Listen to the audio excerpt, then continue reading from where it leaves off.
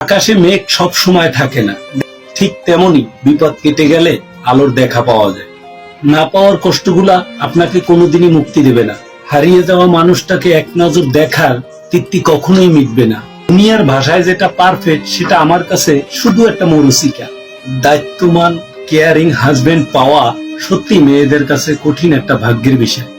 সে কখনোই তোমার চোখের কাজল দেখবে না, তোমার ফেজের সৌন্দর্য প্রশংসা করবে না। তো সারাদিনের ক্লান্ত, রাতে না ঘুমানোর চোখের নিচের কালো দাগ সে কোনোদিন ফাঁকি দিতে পারবে না। প্রেম ভালোবাসা এতটা তুচ্ছ না। তুমি কিছু না বুঝে কাউকে পাওয়ার জন্য নিজেকে কাঙ্গাল বলে দাবি করতেই পারো। দিন শেষে সম্পর্কটা স্বার্থ এসে ছিন্ন বিচ্ছিন্ন করে দেবে। দুনিয়াতে অতিরিক্ত ভালো মানুষ নরম হয়ে থাকাটা আসলেই লস প্রজেক্ট। সবাই তাকে পেয়ে বসে, তাকে সবাই ভেঙে খায়। যতদিন আপনি কারো বাজে ব্যবহারে তার মুখের উপরে জবাব দিতে না পারবেন, ততদিন আপনার সঙ্গে মানুষ বাজে ব্যবহার করেই যাবে, অপমান করতেই থাকবে। সময়ের ব্যবধানে নিজেকে একদম তোমার কাছে সস্তা করে দিয়েছিলাম।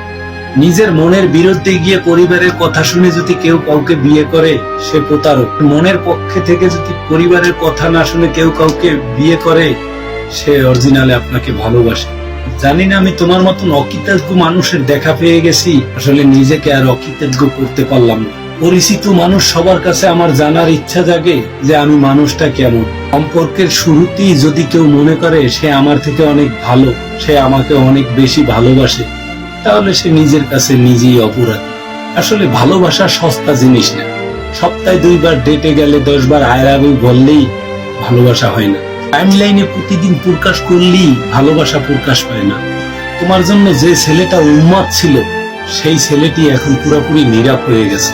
নিজের জীবন নিয়ে মিথ্যা কথা বলে কথায় কথায় মানুষকে অপমান করে, তার জন্য আমি না, আমরা প্রত্যেকেই আমাদের জীবনে একজন অভিনেতা। মিথ্যে ভালো থাকার অভিনয় করে যাই, ভালো না থাকার কত গল্প আড়াল করে আমরা ঠিকই হেসে যাই।